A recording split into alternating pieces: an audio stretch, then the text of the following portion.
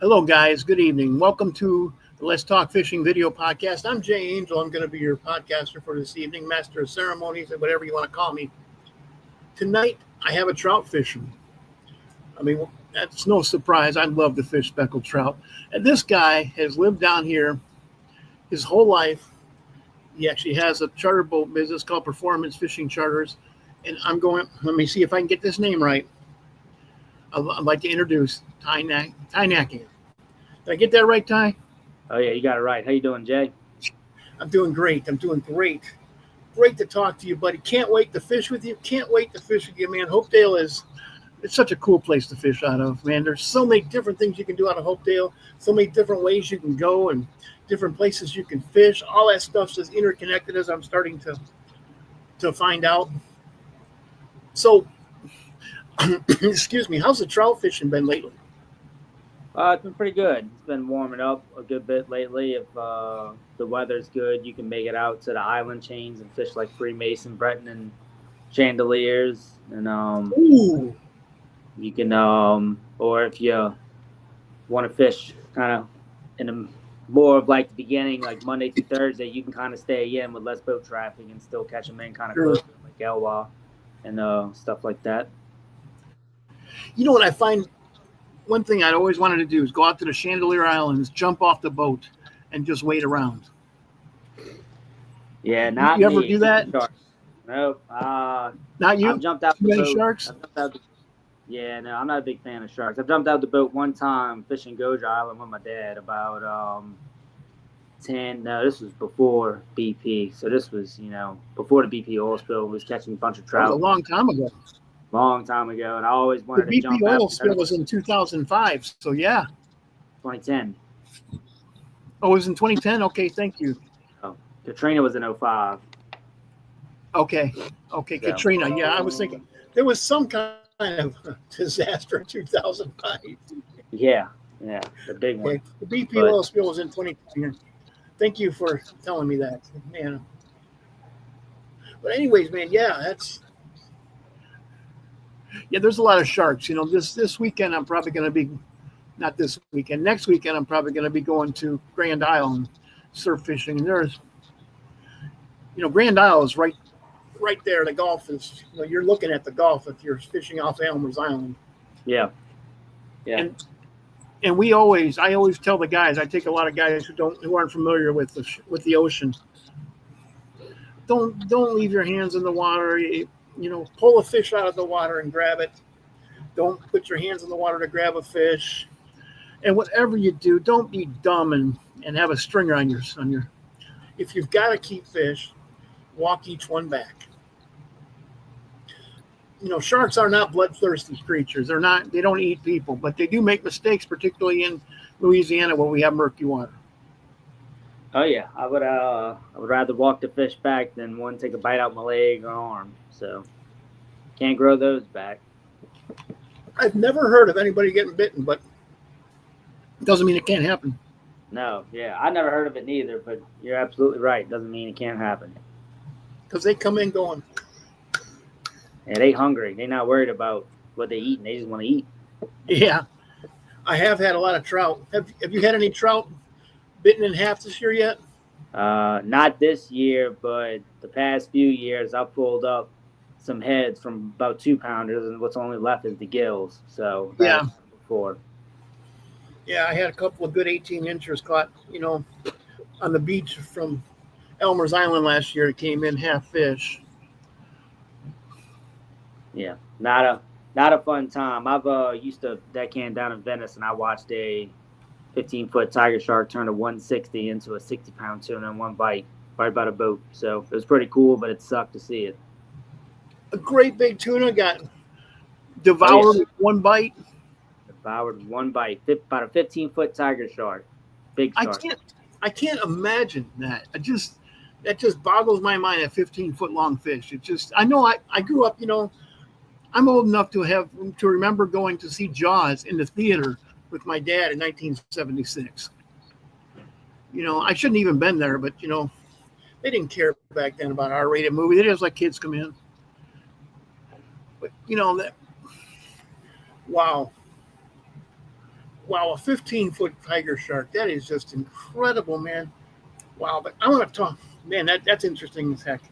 I want to talk trout with you. So Ty and I were talking before, and he said that his favorite rig is a popping cork. This is an Undertaker cork. That's undertakercorks.com, guys.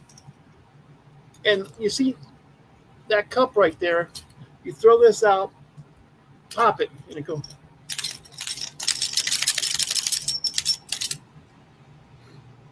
I've heard a lot of different theories. What do you think that sounds like? I don't even know. I couldn't even tell you. I know it gets noise. I know sometimes I've tested it before when I'm fishing. I'll tell one guy don't pop it, one guy to pop it once every 20 seconds. I tell one guy to pop it a little quicker, and whichever one really eats, the most, that's the one I'm doing. Because sometimes they don't want it moving. Sometimes you got to throw it and you got to let it sit. So a lot of people don't realize that. A lot of people don't realize that just because it's a popping cork, you don't have to always pop it. Or sometimes people pop it too fast or too much. So usually, a lot of times when I'm fun fishing, I'm the one trying differently, like in all my casts. Like I pop every now and then, or I don't pop, or So it's kind of which. But like you said, try different things and see which one works the best. So what I call that is I'll let the fish decide what I'm going to do. Pretty much, yeah. They're the best way to catch fish is letting them decide and let them figure out themselves, and you can figure out what they want, really what after. If the current's ripping, I'll just throw one of these things out and just let it go with the current. I'll just make sure that I keep the slack. You could definitely do that. You could also watch where like the water eddies a lot, and you could throw your cork right there while the water, runs through. The cork will just sit there, and the bait will stack up. And then sometimes if you throw it in the eddy and stuff, it won't get hit. But if you throw it right behind the eddy, like that little pocket, as soon as it hits the water, it's going under, getting the fish. I like that. And here's a different style popping cork. This is also an Undertaker cork. Now I like to use these I like to use these kind of corks right here when I'm throwing live bait or dead bait. And this is the kind of cork I like to throw when I'm using artificial lures. Now by an artificial lure, this right here is a Mojo shrimp, mojotackle.com right there. I have their website.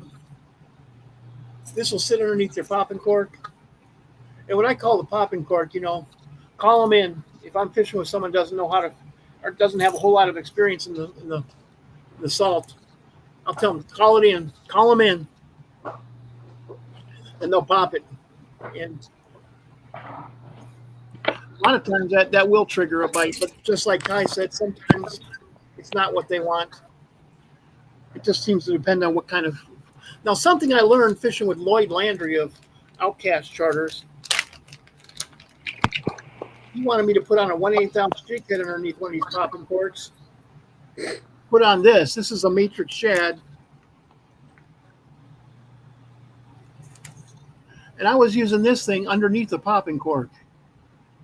And I told him, how's that going to work? And he said, man, don't guide the guide. I get it. I guided for a lot of years. I hated it when people told me that I didn't know what I was talking about. Well, I only caught fish doing this yesterday,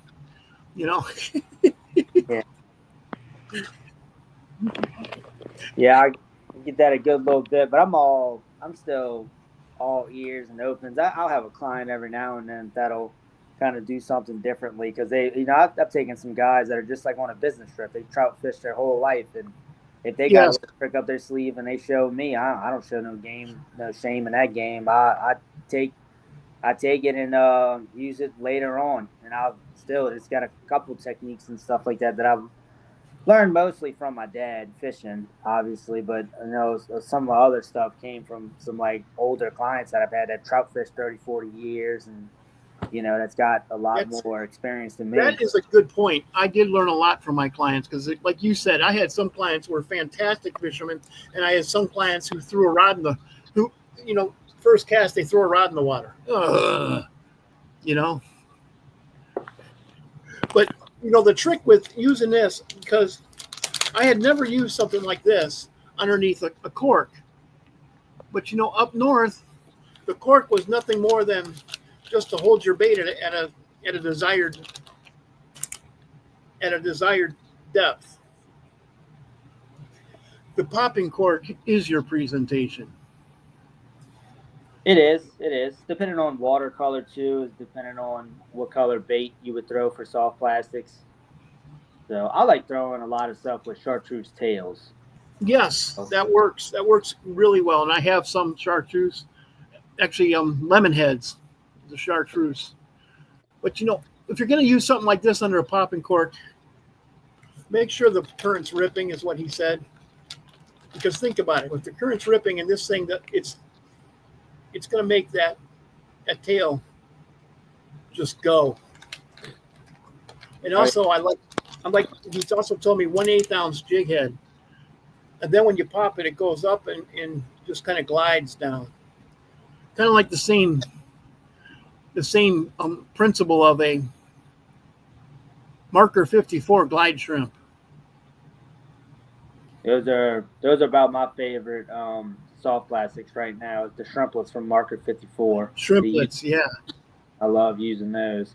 Last time I went fishing, the trout weren't even hitting the cork really hard. They were actually just slowly going down with it. As soon as that cork got right underneath the water, you'd set the hook, and I can't tell you how many fish they were inhaling it. I'd have to rip it out, but I was keeping them anyways, so they would just And then when you go and clean the fish and you go see, they got about 4 or 5 shrimps in the stomach, and then they still eating. So that's how you know they were hungry.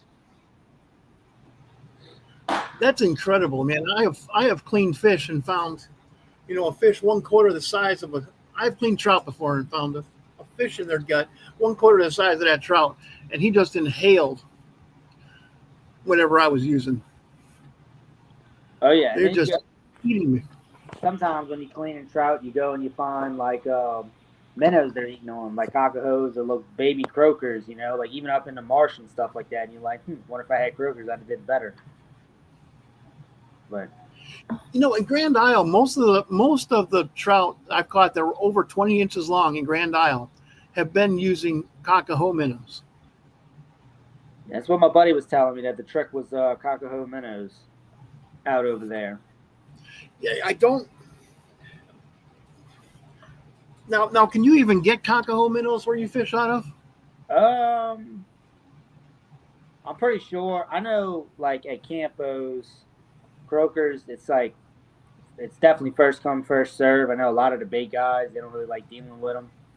So I know if I do get croakers, I do try and go very early. I know Hopedale Marina and Campos will have them, and Bait Inc. will have. I've gotten them from Bait Inc. before, but from Bait Inc. to my lodge in Hopedale is about another 30-minute ride. So I got to get a good, I got an ice chest with an aerator in it, and I got to make sure I got enough water so they don't splash around and die on me. That's what I was going to ask you. How do you keep those dang things alive? Croakers are a very tough fish. Like I said, I've gotten them from Bait Inc. before, and I got a 120 ice chest I made with an aerator that I use if I got to go get croakers all the way from Bait Inc. But that's coming in from that's if I were to come in from my house. But if I'm already sleeping down there, I try and go to Campos, and I usually just have a bucket and not that long of a drive to get to my boat. I usually have my boat situated and set up with the live wells running, and by the time I get there, I just dump the bait in the live well so they're not in the bucket too long. Okay. Because, I've bought croakers before and driven 10 minutes to where I was going to fish and throw my bait bucket in the water, and they're all dead already. Yeah. Come on. And people say that's what some guy told me, that he has a great big round thing that he puts in the back with an aerator in it. And I guess, man. But I used them for this dead bait then, and I still caught a couple of reds. There you go. I know having the space is definitely something. A lot of people don't realize that you can't really cram a lot of bait in one little space. So I have 2 75-gallon live wells in my boat, If Yeah. I buy like 200 shrimp, I'm putting 100 shrimp in one and 100 in the other. So, and then with the croakers, if I'm going out fishing and I got croakers, I'll cut back and only buy 100 shrimp and 50 croakers, and split them because the croakers will eat the shrimp, even though they're the same size of the shrimp, they will eat them. So, That's I'm glad you told me that. That's what I like about Cacao minnows, because I have actually thrown ice in my live, or not, I've thrown ice in my bait bucket and kept Cacao minnows overnight, and they're still alive and lively the next day. I can use them. Also, Cacao minnows don't die on the hook after 15 minutes. They're still lively, yep, and I've minnows. caught more than one trout on Cacaos before too. Oh yeah. I've done it with croakers before. I've caught them with a live croaker, and when I got back, they spit it back up, put it right back on the hook as a dead croaker, and caught another one right away. A trout? Oh yeah. Wow, that If is they're awesome. Yeah, if they're in a feeding frenzy, I don't think it matters if it's live or dead. They just want to. They're just hungry. It must be enormous trout you're catching on croakers, huh? On croakers, usually when I fish with them, they're typically 2 to sometimes 3 pounds. I know you can't keep two fish over 20 inches, so you'd have to watch, like when you're out there fishing, you have to obviously watch that. But you'll get a couple greedy ones at 15, 16 inches, and that'll eat a small, like little 2, 3 inch croaker. They'll eat it. And for you guys that don't know, Ty is a charter boat captain, and you can book him at performancefishingchartersllc.com. Go ahead and check it out. And guys, for those of my friends up north, it's a bucket list thing, but I'm going to tell you, if you come down here and catch a couple reds and catch a whole bunch of trout, you're just going to want to come here down here again. It's kind of like, drugs. Yeah. I came down here back in 2011, started working for Oceaneering, and the first place I went, this lady dispatcher I didn't even have a car, and she let me borrow her car to go to Elmer's Island, and she told me where it was and how to fish there, drive up and down the beach. That was when you could drive up and down the beach, and I was there in her little sedan driving up and down the beach looking for birds, and that's the first time I caught a speckled trout. I've been hooked ever since, and I'm still here. Yeah. It's definitely a feeling like no other. A lot of people kind of, come down here and catch them, and we're just like, oh, we catch these our whole life. And some of these people, they've never seen or put their hands on a speckled trout or sheep's head or redfish or a flounder. That's the thing. There's a lot more fish in the salt than there is in freshwater. There's a lot more fish, and the fish that are there, they have to compete for food, and they're vicious. They're not like freshwater fish. They're vicious. They all have teeth. You don't go you don't go lipping a redfish or a trout like you would a bass. You can lip the smaller redfish. Definitely not a speckled trout. You're not lipping that, or a white trout. But my main thing about saltwater fishing, why I've grown to love it so much, you could pull up to a cut coming, from a little drainage ditch, dumping it into the bayou on a falling tide, and you could throw into the cut and either catch a red, drum, speck, or sheephead or flounder, or you can take it and throw your cork out into the middle, and the bait could be stacking up, and you could start catching fish out there. So you can it's like one of those things where you can really fish. I like fishing spots like that. I like fishing spots where you can cast all around. Now, if I got to congregate to one side, then so be it. But I try the spots that you can cast all around. I really like those a lot. It gives you a lot of room, gives you a lot of options, and a lot of different techniques to fish. That was one thing I noticed. I have fished literally since I was 4 years old, and I came down here and I had a hard time adjusting from saltwater to this because nobody taught me how to do it. I was just trying to figure it out by watching other guys that I encountered on bridges. I was fishing down around Grand Isle, and I was learning things. But then when I started fishing with the charter boat captains, they started teaching me, and I could not believe that in 18 feet of water, I could catch speckled trout 18 inches down. Oh yeah. And it's ripping. In freshwater, current pins fish to the bottom. That's not true in saltwater. It depends on different times of the year too. The water temperature as well. A lot of people don't. You got to pay attention really to water temperature. A lot of your fish in your hotter months, like especially August, it's usually the hottest month. And September's pretty hot too, but August, September, if you got some spots with deep holes, those fish like to congregate in there because the water's cooler. You won't really typically. You'd have to catch them real early, first thing in the morning on the from 6 feet on up, or if they're there all day, then they're there. But a lot of the times in August, September, you kind of go find those deeper holes, and that plays the same effect as if you can make it out there in January, February. Usually, I try not to go because the water's too low, and it just makes it Okay. hard fishing. But usually, if you can go out that time, and if you want to go out at that time, find your deeper holes again because the water, isn't as it's warmer. It's like warmer at the bottom. They just stack up on it. Okay. That So, fishing trip was in November, and we went out of Bayou Falgu Marina, and we went across Lake Tacad. That was just an unforgettable trip. I'd never seen this before. There were seagulls diving, dozens of them, and there were actually egrets trying to furiously to find some place that they could land to eat all those shrimp. And there were so many shrimp in the water, and I thought this is too much. This is too much bait. But for about 45 minutes, all three of us in the boat had a fish hooked at the same time. That's just one. I'm sure you've seen that happen before. yeah, it's never too much bait. I've pulled up to a few times before, and birds are diving, and you see shrimp jumping out of the water, and as soon as it's happened so many times. As soon as the corks hit the water, you can't keep it afloat. So that's real good fishing right there. That's the time when I just like to use a swim bait, man, because the fishing is so furious. You can just cast. Then after you pull a fish off, you can cast again, and because that's not going to last forever. Oh yeah, I used to. Me and my dad used to do it a lot. We used to throw a lot of just good old fashioned blue and silver rattle traps when that was happening.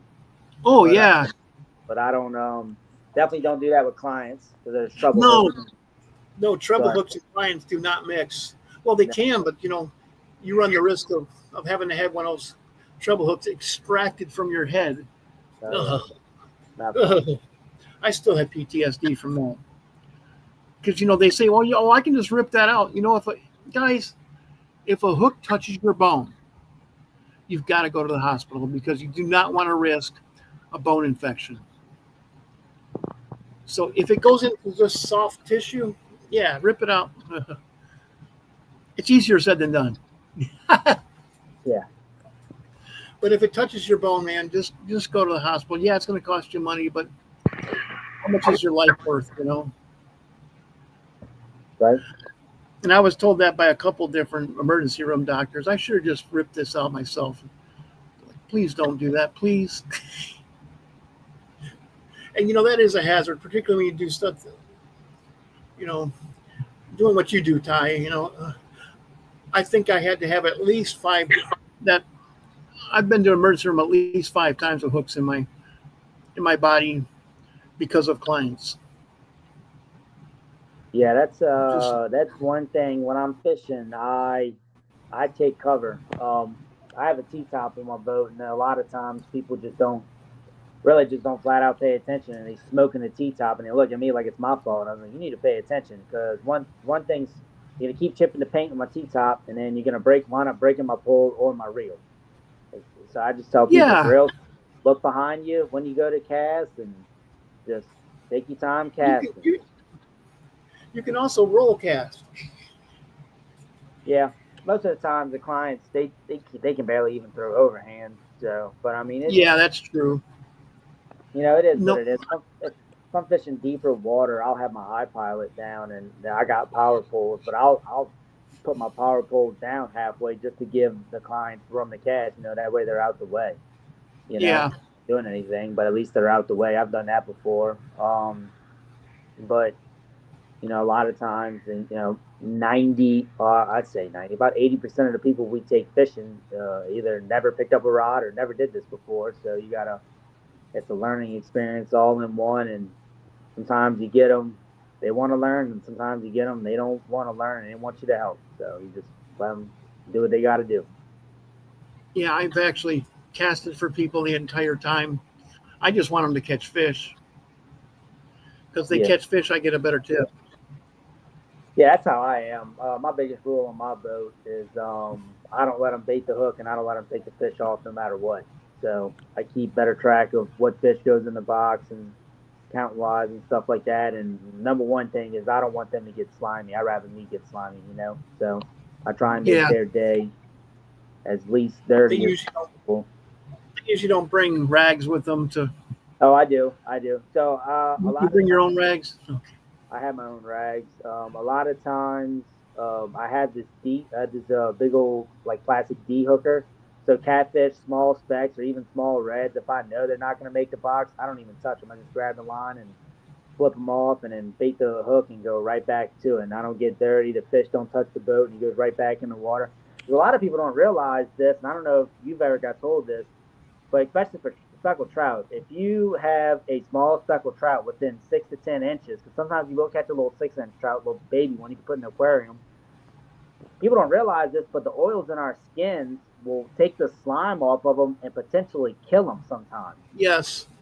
So that's kind of like a big deal. So, it's okay to touch them with a rag, and a lot of people are like, well, what about the other fish slime? I said, well, the other fish slime don't matter. If it's just, as long as you're not, now, if you don't have a rag, you got to hurry up and get them. Yeah, but your younger fish, they're more prone. Well, the other fish have scales.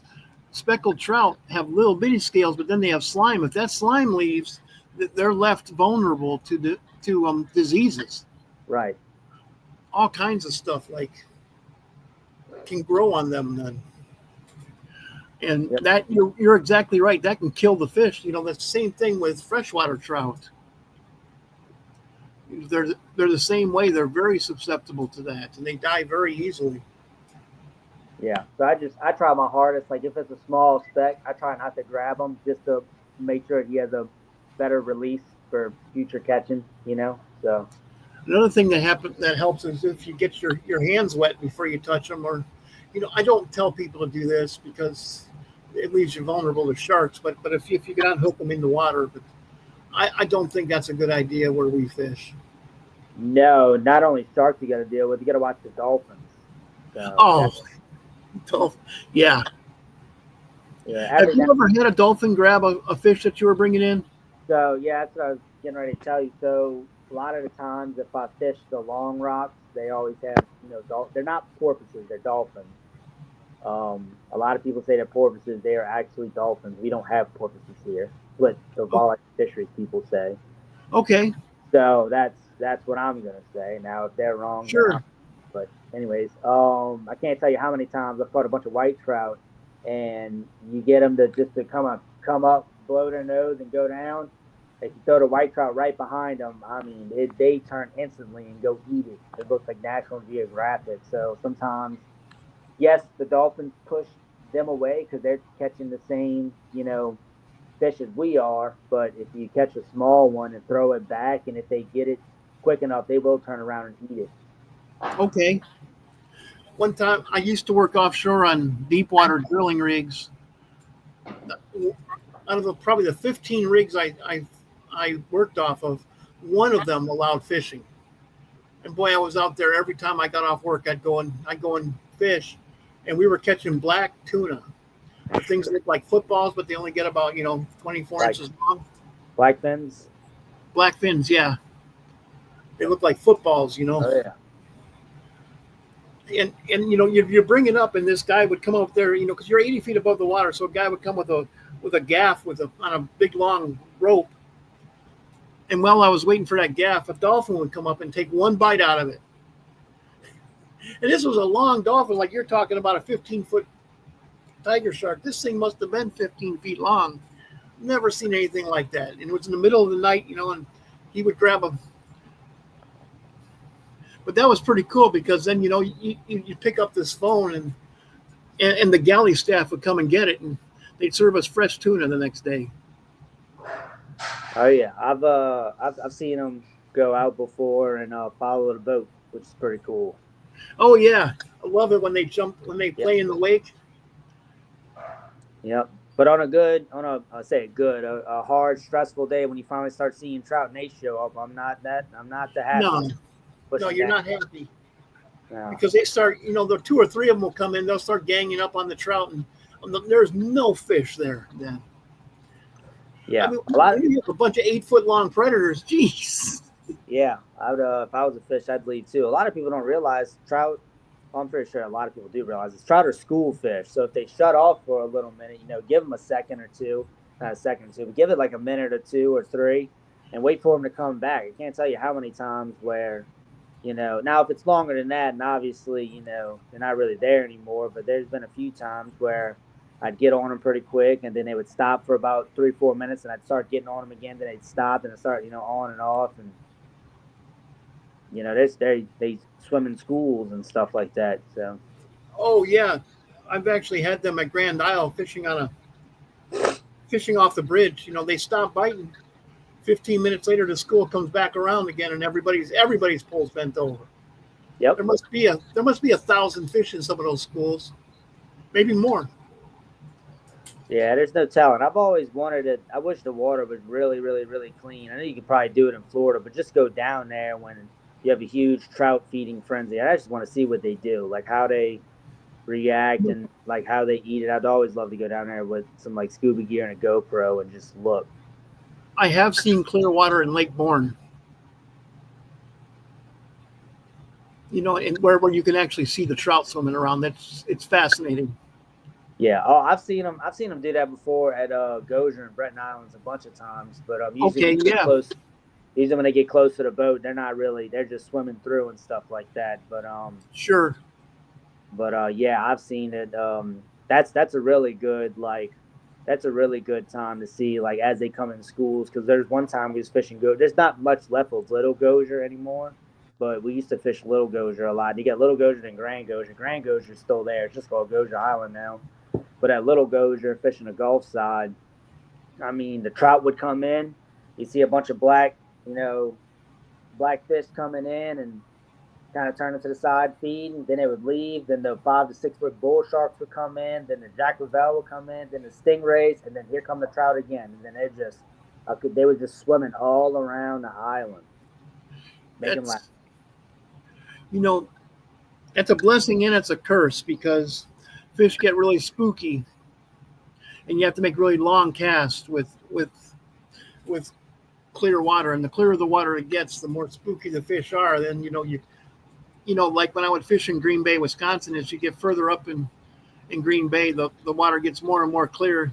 And you don't want to have the sparkly boats up there. You don't want to be wearing, the really bright shirts like a lot of tournament guys like to wear. If you have camo on, it's probably the best thing you could wear. But Yeah. and also, you got to use long poles so that you can cast a country mile. Speaking of rods, what do you look for in a rod to fish for speckled trout? Like if you're going to use a popping cork, and this is your personal rod that you're going out with your buddy with, you're just gonna be fun fishing. So you're not worried about anybody breaking it. Yeah. So I really like the. I've grown to like the Daiwa Laguna rods. Pretty affordable, very affordable rod, $40, $45. You can get them from Pugless right here in Metairie. Um, or I have a good bit of like Penn Battle 4 setups, which is the rod and the reel. And So what attracts you to? What makes you want to buy that rod over other rods, other than price? the stiffness for the Lagunas, it's the stiffness. I like a really like stiff. I don't like the flimsy rods. I like good. The Daiwa Laguna rods, medium heavy action, 7 foot is a really good stiff rod. You could really have some good backbone and setting a hook. There's a Concept 13 rod that's out there. I can't think of the name of it. It's about $80. I tried looking for them. Another captain I know, he fishes with only those rods. And the Penn Battle 4 rods, which is just a combo, they're good rods. They're a little too flimsy for me, but they definitely get the job done. So, but I've grown to like Daiwa Laguna rods, and I think that's going to be the key for me with either some Dyewood reels coming up next or Penn Battle 4 reels on them. I completely agree with you when I'm using popping corks. I like to use them medium action. This right here is a Grant rod. What I like about the Grant rods is I have the backbone you're talking about, and I can flip. I can just catapult this thing out, almost slingshot this a country mile. Sometimes you have to get it out that far, but also I have the hook setting power with that much rod out, with that much line out. Yeah. And I think that's what you're talking about. And also, with the medium action 7 foot, I have enough backbone in that thing that if I do hook into a red on the very end of a max, what I call a max cast, as far as I can possibly cast it, I can still fight that fish with that far out. But also, if I'm pulling it and like you said, sometimes the trout just kind of mouth it. I can feel that when it's going down with a superior rod. That's why I believe you get what you pay for. And I pay a lot of money for my rods, but it's my one guilty pleasure in life, Yeah. Yeah. No, I fully get it. I know a lot of it has to do with the string as well. A lot of people. Oh, yeah. 20-pound braid will get you further than 40-pound braid. I don't know if some people use that. I don't. I was actually using 30 at one point. Then I dropped down to 20 because you can still catch you big bull. I've caught red snapper on 20-pound braid before. So I use 40-pound braid going to fluorocarbon, right? This is fluorocarbon. That's what I use, Seaguar fluorocarbon.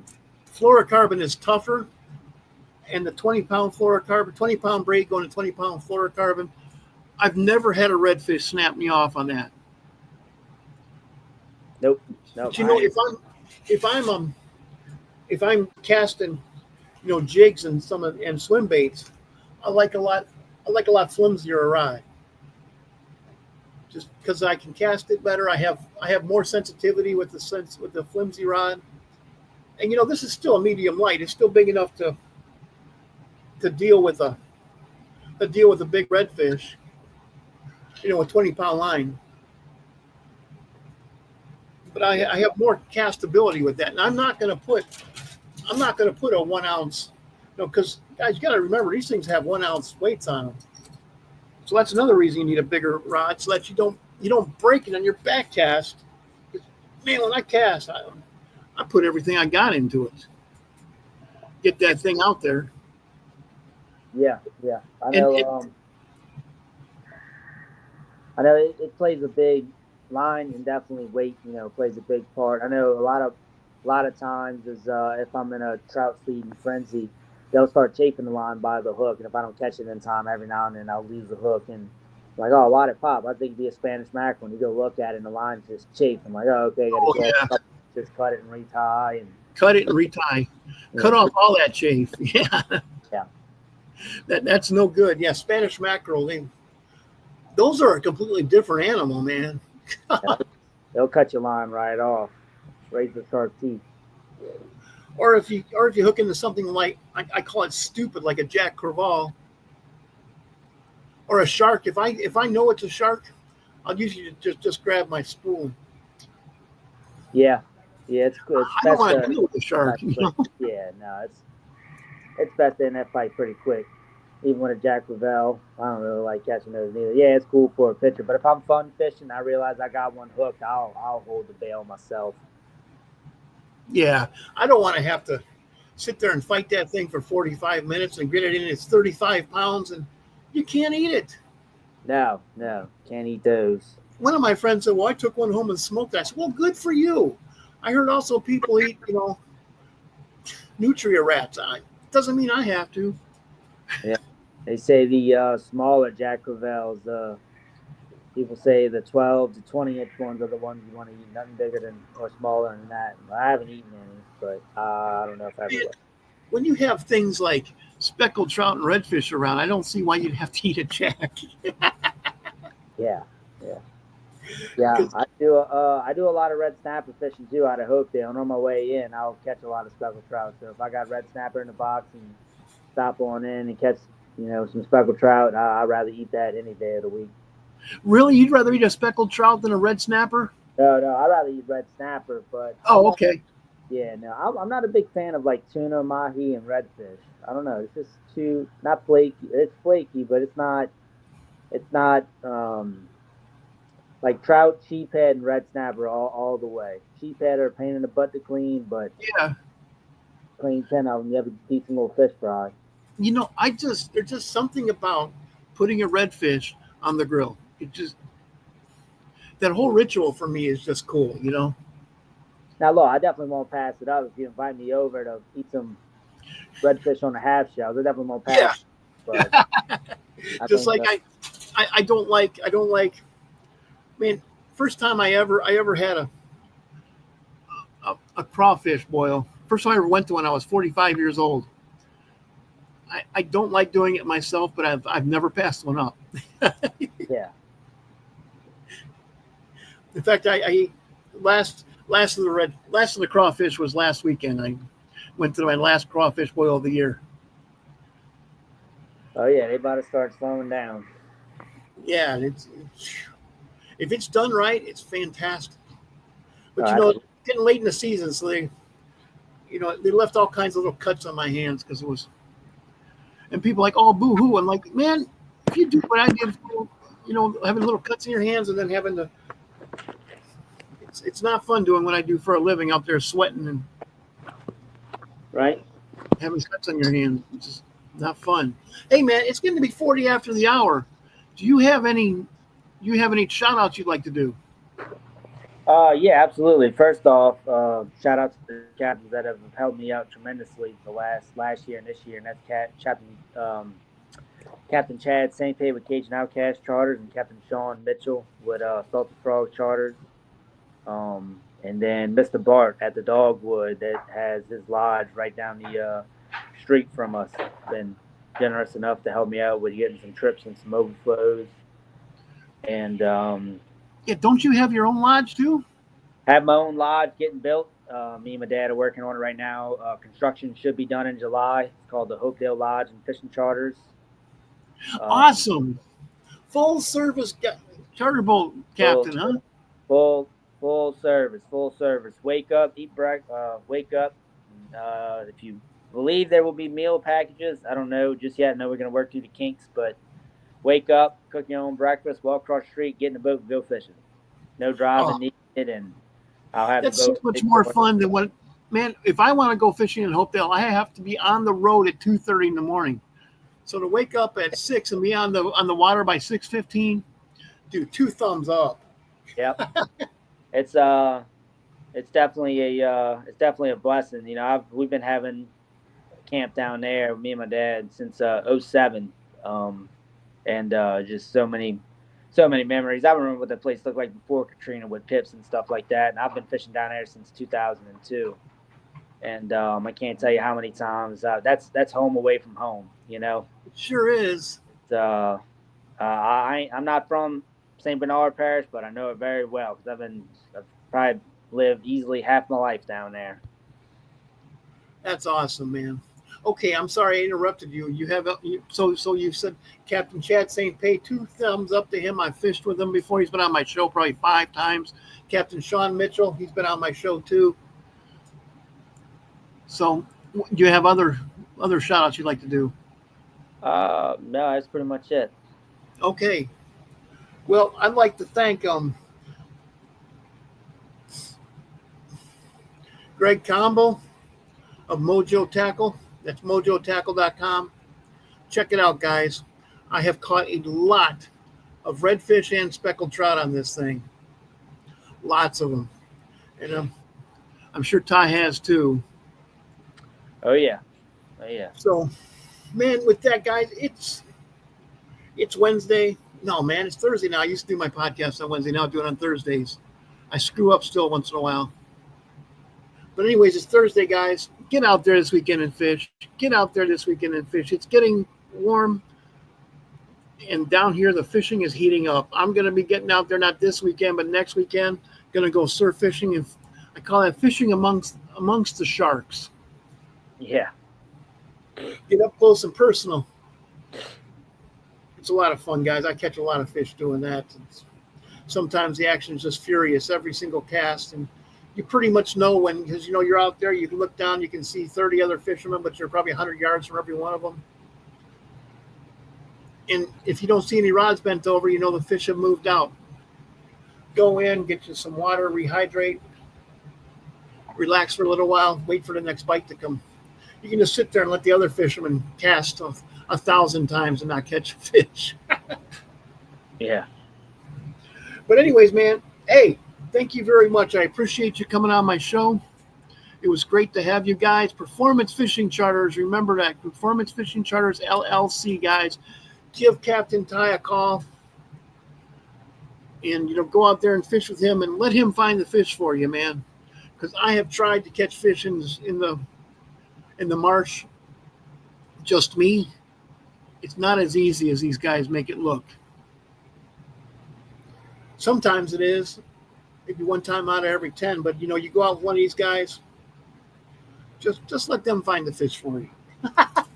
Yeah, it definitely helps. But anyways, with that, I'm going to end the podcast. Guys, thank you so much for tuning in to the Let's Talk Fishing podcast. Ty, stick around for 2 minutes. I'd like to talk to you after. All right. Goodbye.